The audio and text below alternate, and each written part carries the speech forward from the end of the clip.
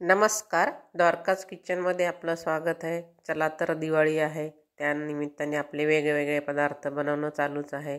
तर आज आपण एकदम खमंग खुसखुशीत वेगळा पदार्थ घेऊन आलो आहोत तुमच्यासाठी, दिवाळी विशेष म्हणू शकता।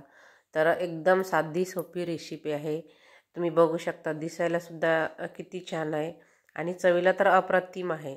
तर हे आहे रवा आणि तांदळाचं पीठ वापरून बनवलेली शेव। तुम्ही याला नमकीन सुद्धा म्हणू शकता। तर प्लीज व्हिडिओ शेवटपर्यंत बघा, लाईक करायला विसरू नका आणि सोबत सबस्क्राईब पण करा। चला तर आता आपण सुरुवात करूया। तर 1 वाटी मी रवा घेतलेला, एकदम बारीक रवा घ्यायचा आपल्याला, जो 0 नंबरचा असतो तो रवा घ्यायचा। 1 वाटी रवा जर घेतला तर त्याला 1.25 वाटी पाणी घातलं।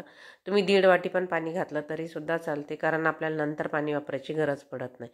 1 मोठा चमचा तेल घातलं, त्यानंतर चवीनुसार मीठ घातलं, पाण्याला छान उकळी येऊ दिली, त्यानंतर पूर्ण रवा त्यामध्ये घातला, छान मिक्स करून घेतला। पूर्ण रवा व्यवस्थित आपला पाण्यामध्ये छान मिक्स झाला की आपल्याला हा झाकून ठेवायचा आहे 1-5 मिनिट, छान मिक्स करून घ्यायचा। आता बघू शकता तुम्ही, मस्त सगळं एकजीव झालेलं आहे। गॅस कमी करायचा आहे आपल्याला आणि आता झाकण ठेवल्यानंतर आपण गॅस बंद केला तरी सुद्धा चालते, वाफेमध्ये आपला रवा छान फुलून निघते। तर आता आपला हा रवा छान फुलला गेला, एका ताटामध्ये आपण काढून घेऊया। तुम्हाला आवडत असल्यास तुम्ही हे उकळत्या पाण्यामध्ये थोडीशी मिरी पावडर किंवा हिंग वापरला तरी सुद्धा चालते। आता हे आपण हे ताटामध्ये सगळं मिश्रण काढून घेतलं, चमच्याच्या सहाय्याने थोडंसं थंड करून घेतलं, त्यानंतर हाताने छान मळून घेतलेलं आहे। बघू शकता, जेवढं जास्त तुम्ही मळून घ्याल तेवढं जास्त आपली शेव खुसखुशीत होईल। तर हे तांदळाचं पीठ मी अर्धी वाटी वापरलेलं आहे। तांदळाचं पीठ छान मिक्स करून घ्यायचं, पाण्याचा हात लावत राहायचं सारखं सारखं, म्हणजे जेवढं तुम्ही पाण्याचा हात लावून पीठ मळून घ्याल ते थोडं मऊ पण होते आणि पीठ पण छान मळल्या जाते। तर अर्धी वाटी आपल्याला हे तांदळाचं पीठ लागलेलं आहे, बघू शकता तुम्ही। आता आपण ते पीठ थोडंसं बाजूला ठेवूया आणि हे जे माझं अंजलीचं किचन प्रेस आहे ते घेतलं मी, त्याला सगळं तेल लावून घेतलं आणि आता जेव्हा आपण पीठ घेऊ तेव्हा पुन्हा आपल्याला पाण्याचा हात लावून हे छान मळून घ्यायचं आहे आणि बाकीचं राहिलेलं आपल्याला झाकून ठेवायचं आहे।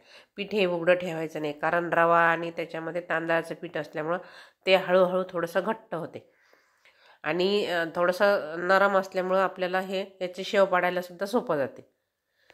तर गॅसवरती मी तेल गरम करायला ठेवलेलं आहे आणि हे माझा 3 शेगडीचा गॅस असल्यामुळं हे मी मोठ्या बर्नरवरती ही कढई ठेवलेली आहे। तर आपल्याला तेल छान कडकडीत गरम करून घ्यायचं आहे, त्यानंतर त्यामध्ये शेव पाडून घ्यायची आहे आणि थोडासा गॅस आपल्याला कमी करायचा आहे। नंतर जोपर्यंत वरचे बबल्स कमी होत नाही तोपर्यंत त्याला बिलकुल हलवायचं नाही, कारण तोपर्यंत ती कडक होत नाही आहे शेव। बघू शकता तुम्ही, वरचे पूर्ण बबल्स कमी झाले आणि हे शेव आपल्याला पलटून घ्यायचे आहे। त्यानंतर आपल्याला ही 20 ते 25 सेकंदच आपल्याला पलटून घ्यायची आणि काढून घ्यायची, खूप लालसर नाही करायची। कलर आपल्याला छान पांढराच ठेवायचा आहे। मस्त कुरकुरीत आपली ही शेव तयार झालेली आहे, बघू शकता तुम्ही, कलर किती सुंदर आलेला आहे। तर याचप्रमाणे आपण ही सगळी शेव काढून घेऊया आणि जे आपल्याला राहिलेल्या काड्या त्यासुद्धा आपल्याला काढून घ्यायच्या, कारण काय होतं, आपण जेव्हा दुसरा घाणा त्यामध्ये टाकतो तर ते पहिले जे काड्या त्याच्यामध्ये असतात त्या खूप लालसर होते, त्यामुळे तेल पण जाळल्या जाते आणि आपण जेव्हा शेव काढतो त्याच्यामध्ये ते काळं काळं दिसते। तर ते सारखं बारीक जे काड्या पडलेल्या त्यासुद्धा शेवच्या काड्या काढून घ्यायच्या आणि सोबतच तुम्हाला हवा असल्यानंतर तुम्ही कढीपत्ता पण सोबत तळून घेऊ शकता। तर याप्रमाणे आपण ही शेव तळून घेतली। आता राहिलेलं जे पीठ आहे ते सुद्धा मी पाणी लावून पुन्हा मळून घेतलेलं आहे, बघू शकता, तुम्हाला दाखवते।